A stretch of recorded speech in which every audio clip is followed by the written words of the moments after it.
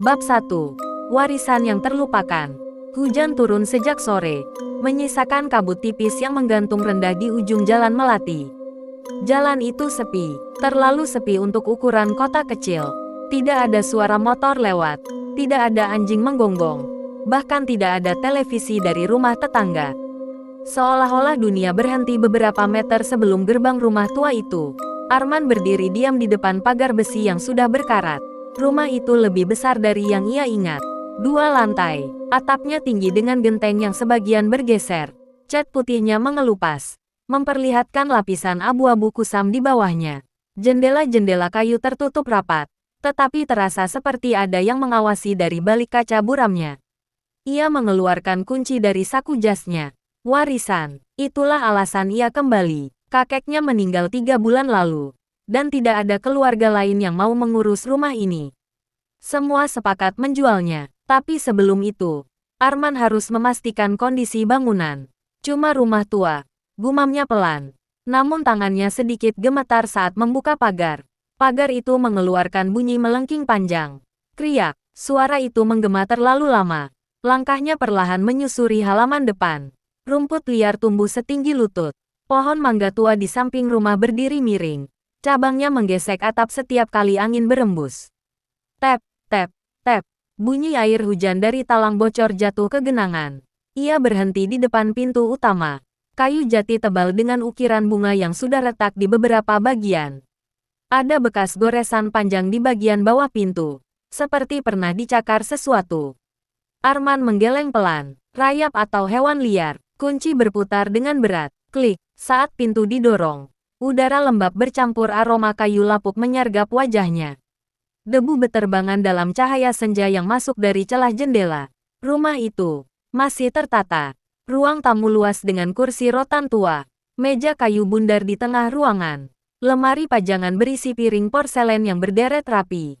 Seperti seseorang baru saja pergi dan belum kembali. Arman melangkah masuk. Lantai kayu mengeluarkan bunyi halus tiap diinjak.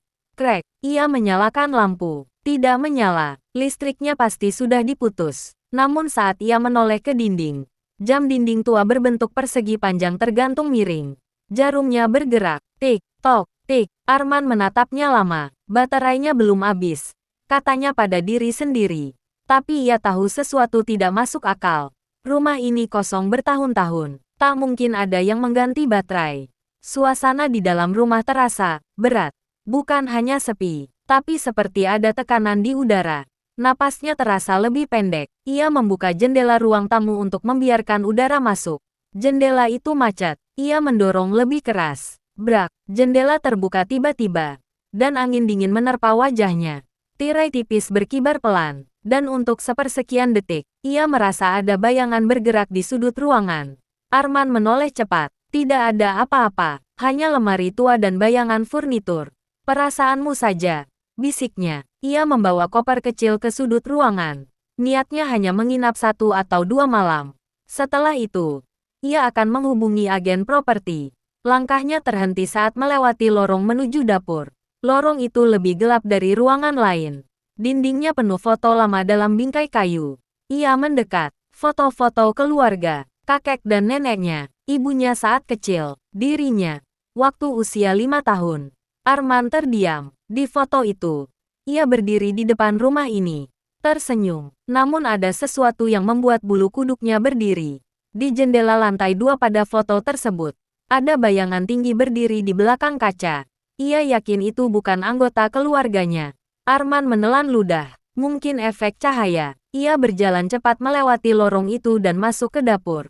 Dapur bersih, terlalu bersih. Tidak ada sarang laba-laba. Tidak ada debu tebal seperti di ruang tamu. Seolah-olah seseorang masih merawatnya. Keran air menetes. Tik, tik, tik. Arman yakin ia tidak membuka keran tadi. Ia memutarnya rapat. Tetesan berhenti. Sunyi. Hening yang terlalu dalam. Lalu, dari lantai atas terdengar bunyi pelan. Duk. Arman membeku. Ia menahan napas. Mungkin kayu memuai karena lembab. Beberapa detik berlalu. Duk, duk. Seperti langkah pelan, berat. Ia mendongak ke arah langit-langit. Debu halus jatuh perlahan dari selapapan kayu. Jantungnya berdetak lebih cepat. Tidak mungkin ada orang, katanya. tapi suaranya terdengar kecil. Rumah ini terkunci dari luar, dan ia baru saja membukanya. Langkah itu berhenti. Keheningan kembali menyelimuti. Arman berdiri kaku di tengah dapur, mendengarkan. Tidak ada apa-apa lagi, hanya suara jam dinding di ruang tamu. Tik, tok, tik, dan untuk pertama kalinya sejak menginjakan kaki di rumah itu, Arman merasa ia tidak datang sendirian. Bab 2. Suara yang tidak pernah turun. Malam datang terlalu cepat di rumah itu. Langit di luar jendela berubah kelabu, lalu hitam pekat tanpa cahaya bintang. Hujan berhenti, menyisakan keheningan yang lebih menekan dari suara badai. Arman duduk di kursi rotan ruang tamu dengan lampu senter di pangkuannya. Ia sudah mencoba menyalakan listrik, tapi meteran di luar dalam keadaan mati total. Tidak ada sumber cahaya selain senter dan sisa cahaya bulan yang menembus tirai tipis. Jam dinding terus berdetak. Tik, tok, tik. Waktu menunjukkan pukul 1.12.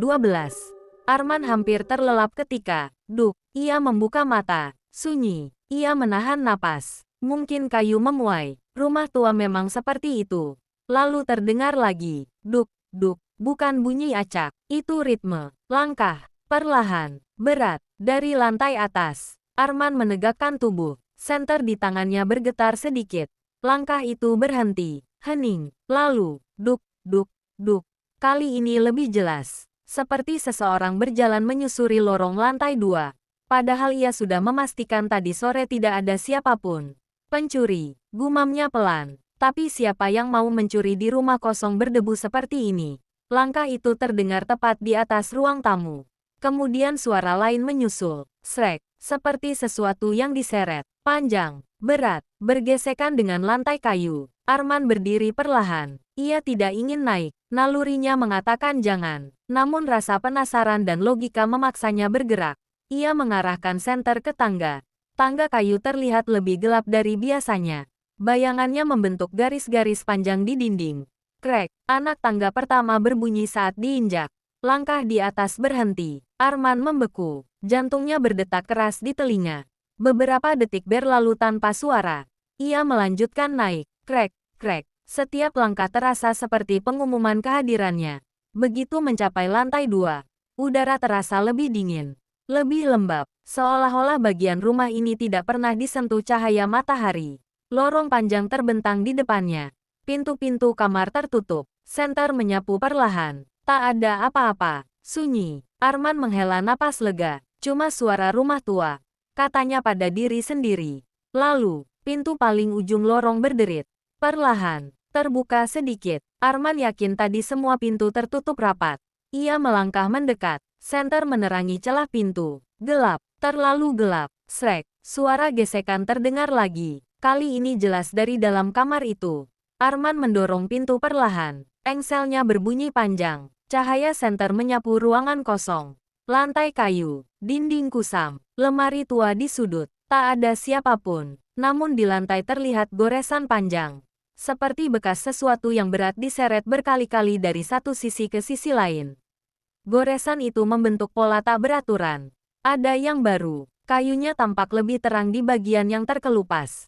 Arman mundur satu langkah. Tiba-tiba, brak, pintu di belakangnya tertutup keras. Senter hampir terlepas dari tangannya. Lorong kini gelap di luar cahaya kecil di tangannya.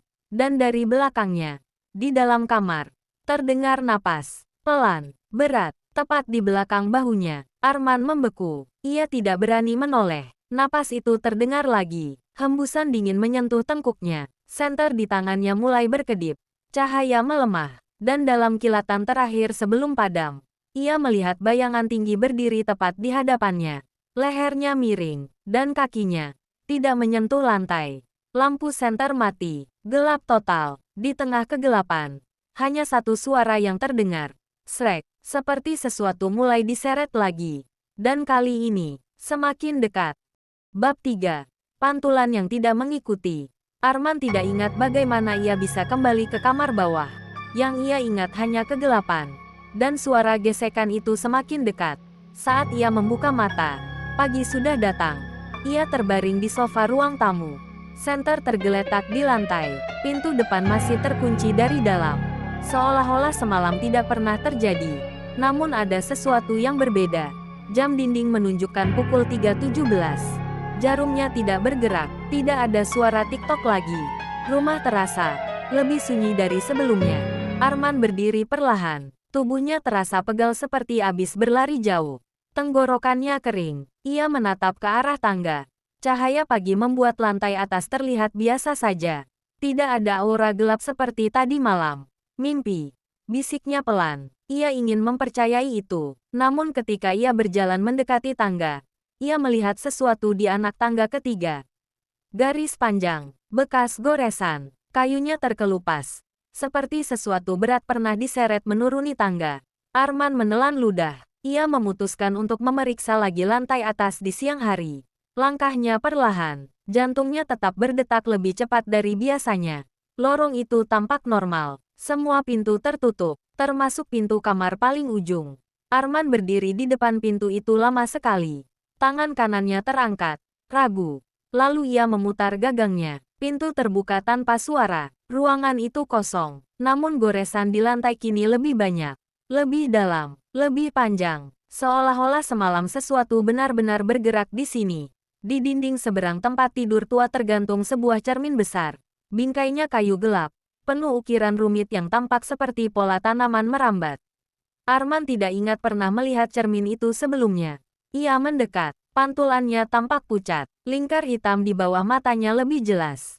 Ia menyentuh pipinya sendiri. Pantulan itu ikut menyentuh. Normal. Ia menarik napas lega. Lalu ia berkedip. Pantulan itu tidak. Arman membeku. Jantungnya terasa berhenti. Ia berkedip lagi. Pantulan tetap menatapnya dengan mata terbuka lebar. Detik terasa melambat. Tidak, tidak mungkin. Gumamnya. Ia mengangkat tangan perlahan. Pantulan itu terlambat sepersekian detik. Seperti ada jeda kecil sebelum menirunya. Arman mundur satu langkah. Pantulan itu tidak mundur. Ia masih berdiri lebih dekat ke permukaan cermin. Seolah-olah hampir keluar dari balik kaca. Wajahnya mulai berubah. Bibirnya tertarik ke atas. Senyum. Pelan. Lebar. Terlalu lebar. Sudut bibirnya hampir menyentuh pipi. Arman tersentak mundur. Cermin retak. Garis tipis muncul di tengah kaca. Membelah wajah pantulannya. Krek, retakan itu menyebar perlahan. Namun anehnya, hanya bagian pantulan yang retak. Wajah Arman yang asli tidak terluka. Dari dalam cermin terdengar suara pelan. Seperti bisikan yang datang dari ruangan jauh. Kau ingat sekarang? Arman menutup telinganya. Tidak ada apa-apa. Ini tidak nyata. Namun bayangan di dalam cermin mulai bergerak sendiri. Ia memiringkan kepala. Sudut yang tidak manusiawi. Lalu tangannya menyentuh permukaan kaca dari dalam. Telapak tangannya menekan. Dan permukaan cermin bergelombang. Seperti air. Arman mundur tersandung. Jantungnya berpacu tak terkendali. Tiba-tiba ingatan lama menyusup. Usia 5 tahun. Ia pernah bermain di lantai 2 rumah ini. Ia pernah masuk kamar belakang meski dilarang. Ia pernah melihat sesuatu berdiri di depan cermin yang sama. Tinggi, leher miring. Dan saat itu, sesuatu telah berbisik padanya. Kau akan kembali. Arman menatap cermin yang kini penuh retakan. Pantulannya kembali normal. Tidak tersenyum. Tidak bergerak sendiri. Seolah semua hanya ilusi. Namun saat ia berbalik hendak keluar kamar, ia melihat sesuatu dari sudut mata. Di dalam cermin, Arman yang di dalam sana tidak ikut berbalik. Ia masih berdiri, menatapnya, dengan senyum tipis. Dan kali ini, matanya sepenuhnya hitam. Bab 4. Yang tidak pernah pergi. Arman tidak lagi yakin mana yang nyata. Ia berdiri di lorong lantai 2. Napasnya pendek dan tidak teratur. Cermin di dalam kamar sudah retak. Tapi bisikan itu masih terngiang di kepalanya. Kau ingat sekarang? Ingatan masa kecilnya terasa seperti pintu yang dipaksa terbuka. Ia memang pernah masuk kamar belakang saat kecil.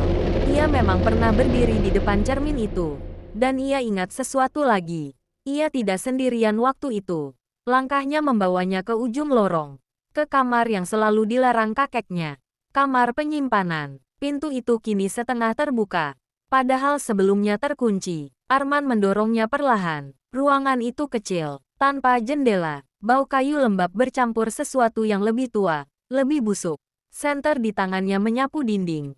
Dan berhenti. Di dinding kayu itu penuh goresan. Garis-garis vertikal. Pendek. Panjang. Pendek. Panjang. Seperti tanda hitungan, ia mendekat. Goresan itu dibuat dari dalam.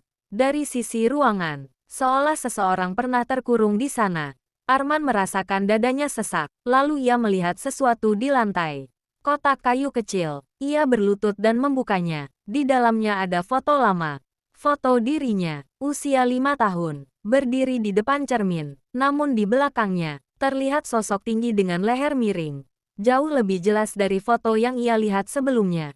Arman menjatuhkan foto itu. Tidak, tidak mungkin. Lalu suara itu terdengar lagi. Bukan dari cermin, bukan dari lorong, tapi dari dalam ruangan kecil ini. Napas berat, tepat di belakangnya. Ia berbalik cepat, kosong. Namun pintu kamar kini tertutup. Perlahan, tanpa suara, klik. Arman berlari ke arah pintu dan menarik gagangnya. Terkunci. Buka, buka, teriaknya. Tidak ada jawaban. Senter berkedip. Cahaya melemah, dan di sudut ruangan, kegelapan tampak lebih pekat dari seharusnya. Seperti bayangan yang tidak mengikuti hukum cahaya. Bayangan itu bergerak, perlahan keluar dari sudut. Tinggi, lehernya miring hampir patah. Tangannya terlalu panjang, kakinya tidak menyentuh lantai. Arman mundur sampai punggungnya menempel dinding. Apa kau? Suaranya bergetar. Makhluk itu berhenti tepat di depannya. Wajahnya tidak jelas. Seperti kabut yang membentuk kontur manusia. Namun matanya, kosong, gelap, dan dalam kehampaan itu, Arman melihat dirinya sendiri. Versi kecil, usia 5 tahun, menangis, terkurung di kamar ini. Tiba-tiba semuanya tersambung. Dulu, saat kecil, Arman bermain petak umpet dengan sepupunya. Ia bersembunyi di kamar penyimpanan ini. Pintunya terkunci dari luar. Semua orang mencarinya. Tapi tak ada yang mendengar ia menangis. Karena saat itu, sesuatu sudah lebih dulu menemukannya. Makhluk itu membungkuk mendekat, napasnya dingin, menusuk tulang. Kau berjanji tinggal, bisiknya. Arman teringat, saat kecil ia menangis dan memohon agar tidak sendirian. Dan sesuatu menjawab, memberinya teman. Sebagai imbalan, ia harus kembali suatu hari nanti. Dan kini ia kembali. Makhluk itu mengulurkan tangan panjangnya. Bukan untuk menyerang, tapi untuk menarik. Dari tubuh Arman. Arman menjerit saat merasakan sesuatu ditarik dari dalam dadanya. Bukan darah, bukan organ, tapi bayangan. Bayangannya sendiri terlepas dari kakinya. Dan berdiri di samping makhluk itu. Bayangan itu menoleh. Wajahnya sama persis seperti Arman. Namun tersenyum. Makhluk itu perlahan mundur ke sudut ruangan. Menyatu kembali dengan kegelapan, membawa bayangan Arman bersamanya. Pintu kamar terbuka tiba-tiba. Arman terjatuh keluar ke lorong. Ruangan kembali kosong. Tidak ada goresan, tidak ada kotak kayu, tidak ada apa-apa. Seolah semua hilang. Arman berdiri gemetar. Ada yang berbeda. Ia melihat ke lantai. Tidak ada bayangan di bawah kakinya. Cahaya dari senter menyinari tubuhnya, namun tidak membentuk siluet. Dan dari ujung lorong, terdengar suara langkah. Duk, duk, duk. Kali ini bukan dari atas. Bukan dari kamar, tapi dari dalam dirinya sendiri. Bab 5. Penghuni baru. Arman berdiri di lorong lantai 2. Tanpa bayangan, cahaya senter menyinari tubuhnya. Namun lantai kayu di bawah kakinya tetap kosong. Tidak ada siluet yang mengikuti gerakannya. Ia mengangkat tangan perlahan. Tidak ada apapun di lantai. Dada Arman terasa hampa, bukan sesak, bukan sakit, kosong. Dari ujung lorong terdengar suara langkah. Duk, duk, duk. Kini ia tidak lagi panik. Ia hanya menunggu. Di depan cermin retak, sosok itu muncul. Tinggi, lehernya miring seperti patah yang tak pernah sembuh. Tubuhnya samar, seperti kabut yang dipaksa membentuk manusia. Namun kali ini, ia tidak sendirian. Di sampingnya berdiri sesuatu yang sangat familiar. Bayangan Arman, persis seperti dirinya. Wajahnya sama, pakaian sama, tapi matanya gelap, dan ia tersenyum dengan tenang. Arman merasa sesuatu yang aneh. Bukan takut, tapi pengertian. Makhluk itu tidak pernah ingin tubuhnya. Ia hanya ingin tempat, dan bayangan adalah jembatan. Makhluk itu perlahan mundur. Bayangan Arman ikut melangkah bersamanya. Menyatu dalam cermin retak itu. Permukaan kaca bergetar seperti air. Lalu tenang kembali. Lorong sunyi. Cermin kini hanya memantulkan dinding kosong. Tidak ada sosok tinggi. Tidak ada bayangan. Tidak ada Arman. Karena Arman masih berdiri di sana. Hanya saja, ia mulai merasakan tubuhnya terasa ringan. Sangat ringan. Langkahnya tidak lagi menimbulkan suara di lantai. Duk, duk, ia berjalan menyusuri lorong. Turun tangga. Tidak ada bunyi kayu berderit. Ia sampai di ruang tamu.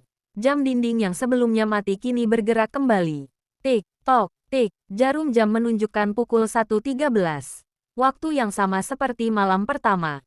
Arman menatap pintu depan. Ia mencoba menyentuh gagangnya. Tangannya menembus kayu. Ia tersenyum kecil. Akhirnya ia mengerti. Yang kembali ke rumah ini bukan dirinya yang hidup. Yang kembali adalah janji. Tubuhnya mungkin sudah jatuh di kamar lantai 2 sejak malam pertama. Mungkin saat senter padam. Mungkin saat napas dingin menyentuh tengkuknya. Yang berjalan sejak itu hanyalah sisa. Dan kini sisa itu menjadi bagian rumah. Beberapa minggu kemudian, rumah itu dijual. Seorang pembeli datang meninjau. Pria parubaya dengan langkah ragu. Rumah tua begini masih kokoh ya, katanya pelan. Ia melangkah masuk ke ruang tamu. Udara terasa dingin. Jam dinding berdetak. Tik, tok. Pria itu mendongak ke arah lantai 2. Seperti mendengar sesuatu. Duk, duk, duk. Langkah pelan. Ia menelan ludah. Mungkin tikus. Gumamnya. Namun saat ia melewati cermin besar di lorong, ia berhenti. Pantulannya terlihat normal. Tapi di belakangnya, seorang pria berdiri. Wajahnya pucat. Matanya kosong. Tanpa bayangan di lantai. Arman tersenyum tipis dari dalam cermin. Dan kali ini, ia tidak sendirian lagi. Langkah lain terdengar dari lantai atas.